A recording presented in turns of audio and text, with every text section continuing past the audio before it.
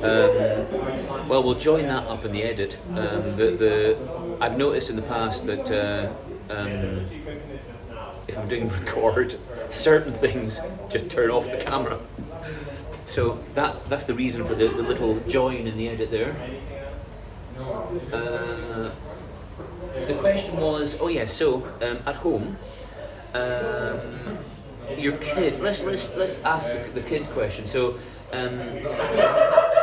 what do you think your kids would consider your best dish that you cook? Didn't hear that, did you? I was hoping that you were asking everyone else. I'm not much of a cook. I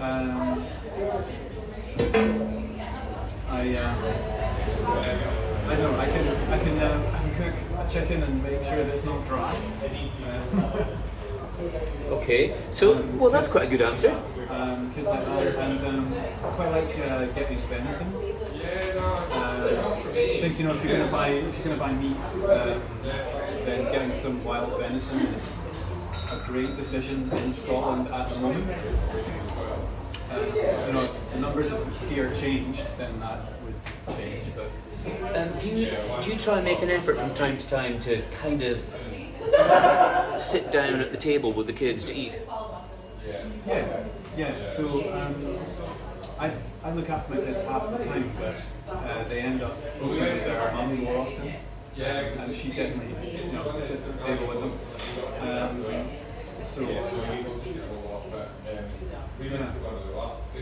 I mean, because that's a conversation that's come up with a few guests recently. Just what is the important, what's the importance of eating together? Because it's more than just eating. It's a special kind of together moment. Definitely. I think it's the easiest point in the day to build family. I think if you go out and exercise together or play together, if you're really on the right wavelength with your kids, then that's fantastic as well. Eating together is a big deal. I'm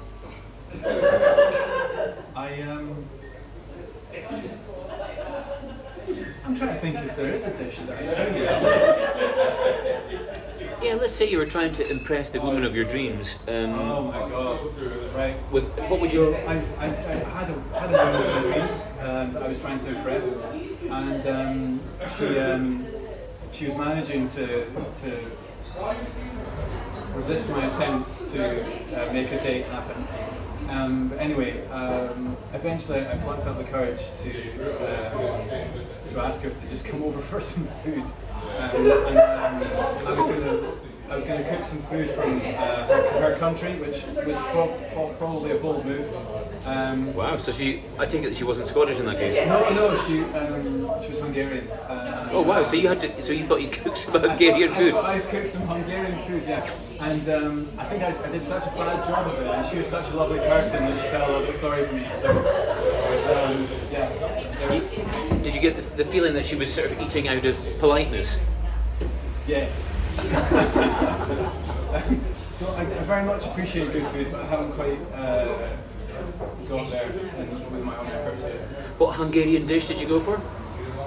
Is it borscht? Borscht? I thought borscht was a Russian dish. That's all the same, Eastern European, right? Actually, no. I think, to be fair, I think borscht actually does cover a few Eastern countries. I think you're right. Yeah, I think there's a Hungarian version of it. And, yeah.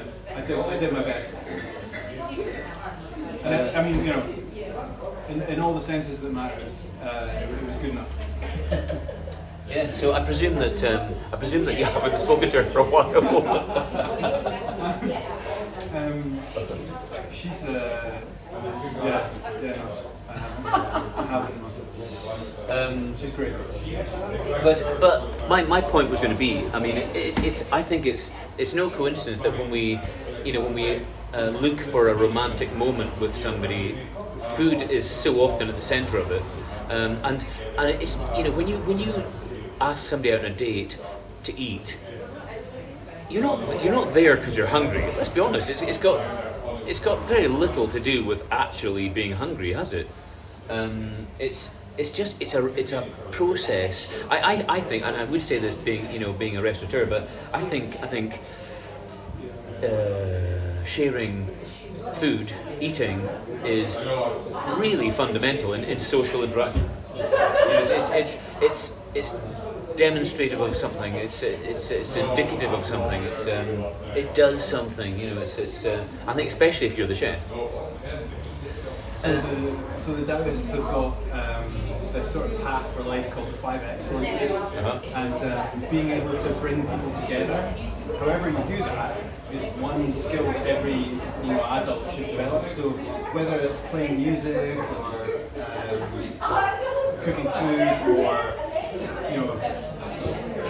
putting on a show of some kind, being able to bring people together with the skills you've got is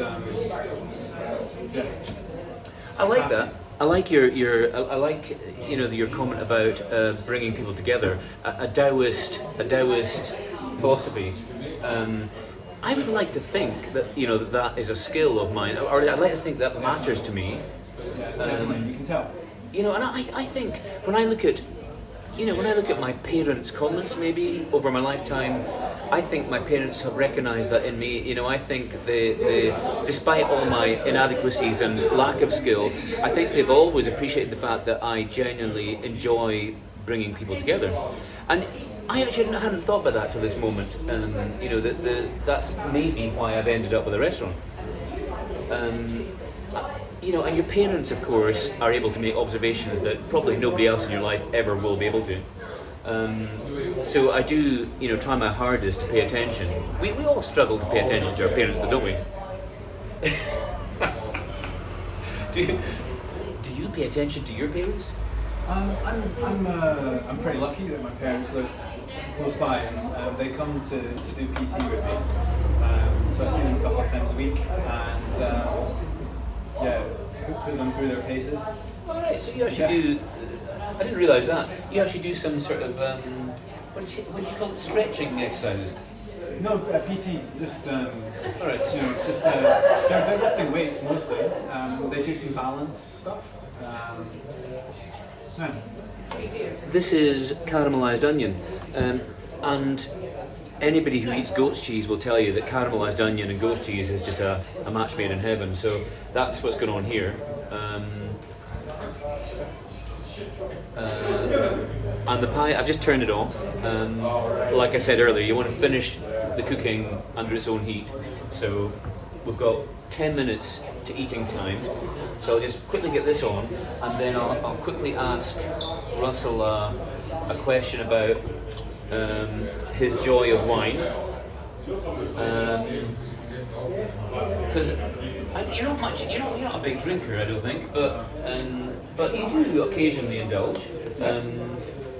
And if you were, let's say, again, it goes back to this kind of socialising and maybe even romantic side of you in terms of gastronomy.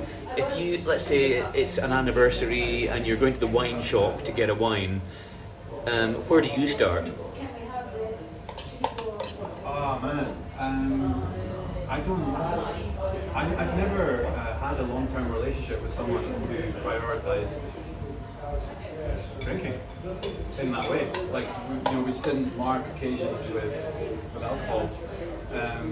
I think like if you are going to have alcohol in your life, then it's great to mark occasions and do it socially. I think that's probably the only way forward. But so I think I helped a friend move into her new house, and we had a bottle of cava that we got here actually, and you hosted a cava tasting, and that was great fun.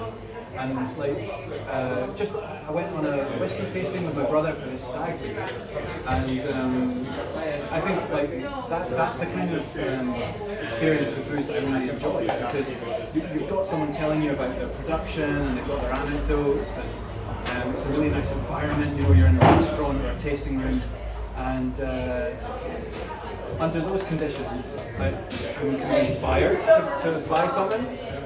So I had some of the Sumaroka Cava 2020 last week, and that was delicious. The cava he refers to, as he said, is on sale here. We sell cava, being a Spanish restaurant.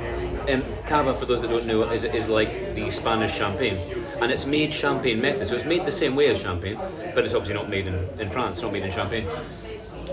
So it's a great value for money version of champagne, if you want to look at it that way. I think I forgot what I was going to say. I was to make a deeply philosophical observation on what you just said about alcohol. You got me thinking of something really good there. Darn, go on. Anyway, back to food. So that's it done. Have a look at this.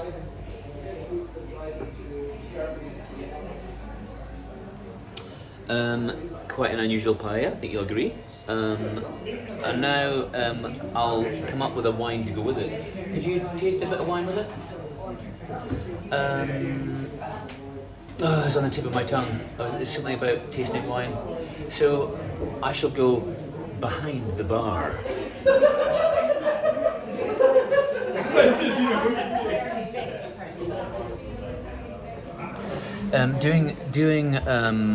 Doing. Oh, there's Javier. That's the guy.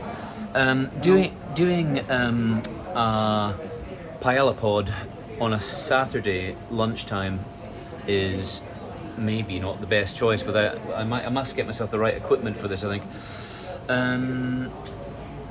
There's some people at the door, Javier. So everybody's very busy right now.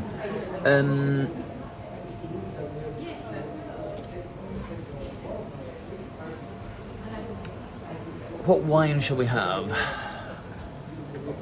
Red or white? I think red, rather controversially. So I'm going to go with this. I'm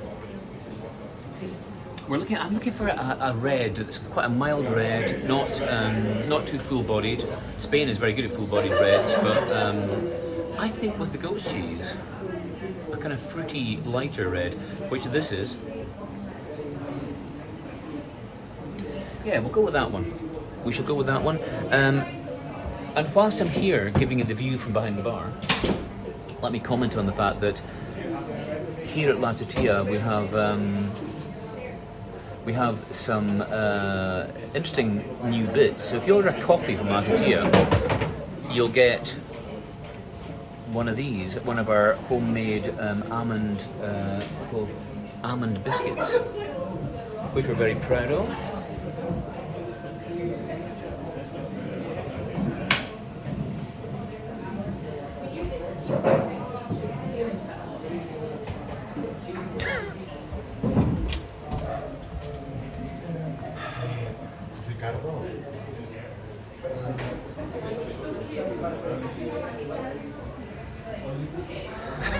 What is going on?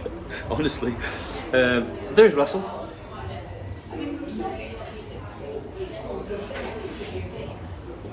There's the wine.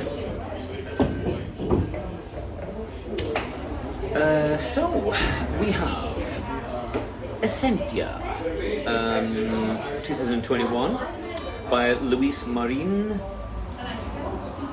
And what can I tell you about it? I'm hoping I can give you the principal grape. Yeah, Garnacha is the principal grape.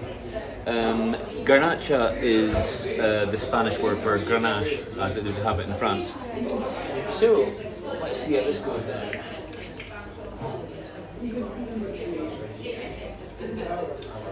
Are you going to be operating any heavy machinery in the next half an hour or hour? No. Because he does operate heavy machinery. Although it is unlikely that anybody's going to fall foul of his heavy machinery. So the procedure here is that we talk about the wine, we taste the wine, and then we taste the food, and then we taste the wine again, and we say, has anything changed? So I'm curious, so when you taste a wine, do you think? I mean, you're very anthropological minded, and I love this kind of thing about, why is it we why is it we talk about wine? And you know, like we don't take a beer. You know, if we have a beer with this, we don't take our beer and kind of go, oh, it's you know, it's got a rich color. It's you know, it's got legs. You know, you don't do that with beer. So why do we do it with wine? What's that all about? I think when you spend time thinking about something or building a story around it, you're putting energy into it, and whether or not the thing that you are focusing on has the qualities that you're talking about, it's still going to improve it. You know, ritual is something that we've kind of lost from our lives until we are, you know, spending money and trying to have an experience. And I think we could probably put the rituals back into life and benefit from it. Anyway. Sounds good. Oh yeah, this is excellent stuff. Yeah. You see, I might have known that Russell would have his own particular way of weighing up a good wine. That hadn't even occurred to me. How does it sound in the glass? Good acoustics. You know, it's very kind of concert hall. Yeah.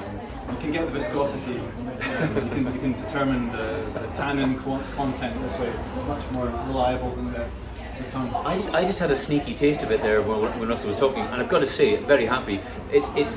I think it's the right kind of taste for this.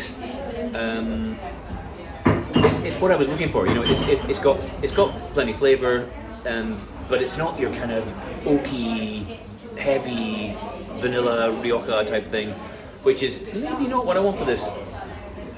Yeah, it's got plenty of body, but it's got plenty of space for the food, so it's gonna be a good compliment. I think it is. So, right, next part of the operation is to serve it, and I don't have a serving spoon. And the restaurant's now so busy. I don't want to buzz up to the chef and say, "Can you go and find me a serving spoon?" So I'm gonna serve it up using the little spoon that I used for cooking it. That sound you hear is the sound of that's the sound of the chef. That's the sound of the chef saying, indicating that he's close to a mental breakdown. It's gonna. I exaggerate. A little bit. So it may take me a little while to build this plate, given the size of my spoon, but we'll get there. I'll try and get a bit of everything on here for you. I'm very grateful for this. Are you? Yeah, no, I am actually feeling the love. Are you? Are you in need of it? Aren't we all? And I also don't seem to have any lemons to go with it, so another little error today. So there's your one. I'll be okay without lemons. And I'll get some forks.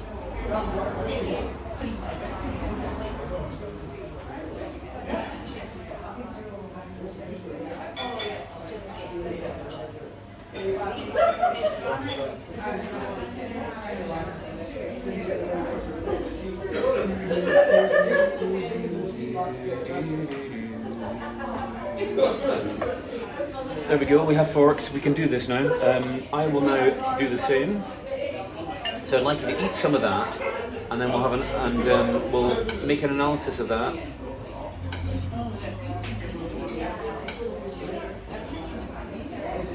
Must get an artichoke in there. Second ritual. Oh yes. Must get some caramelized onion in there. Must get some goat cheese in there. Good. There we have it. So let's give that a try. See how this goes down. Thank you. No, thank you. I hope this contributes to your physical performance this week. And I suppose it's worth mentioning, as I usually do, haven't mentioned it today, that this is very healthy as well. This is I suppose you could say maybe the goat's cheese is maybe the least healthy bit on this because of its high fat content, but I wouldn't say that's too bad a one. I mean, delicious. Yeah. Yeah, thank you. Goat cheese, most unusual. I mean, you'll never get a goat cheese pie in Spain. I also think that the rosemary goes well with goat's cheese and caramelized onion.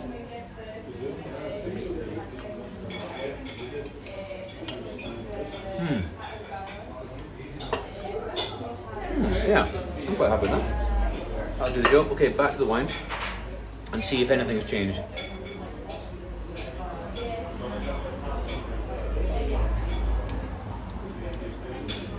And yeah, I think what you're looking for is the wine to have the wine flavors maybe to have opened up a bit because of the food, and most importantly to have softened up.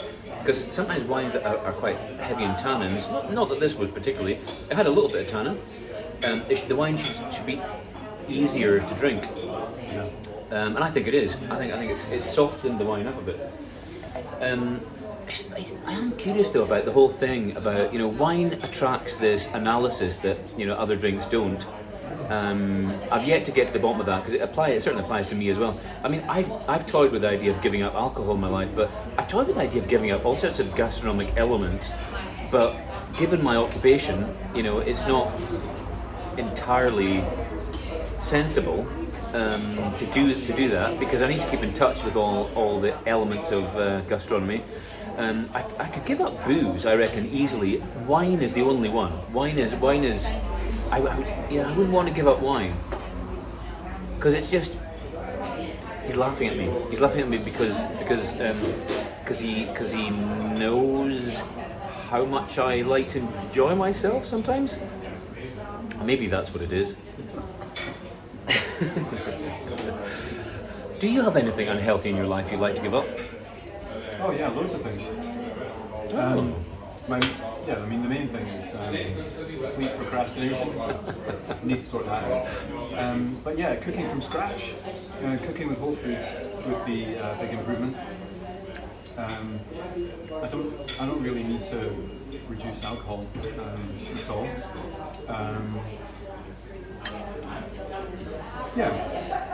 I think the main thing for me is being around good people and staying busy, and then my life just sort of falls into place really. That's a good chat as well. I mean, being around the right people is important in life, definitely. I've had some deep thoughts about that lately too. Yeah, I think kind of getting negative influences out of your life is a good thing. Sometimes it's almost impossible to do. Yeah, and you've got to understand how to hold yourself together as well, right? I think being centered and unreactive is something that they try and teach you in yoga and Tai Chi meditation and stuff like that. But it's also part of teasing culture, you know. Like when I was a youth worker, kids would try and make you look at stuff or whatever, and I think there's value, like, you know, if someone reacted badly to being teased, we might try and shut it down, but in a slightly more resilient culture, being teased is a way of studying your reactivity. And learning your reactivity. Yeah, and I've had periods in my life where I was really good at avoiding that, and right now I'm kind of a work in progress again, but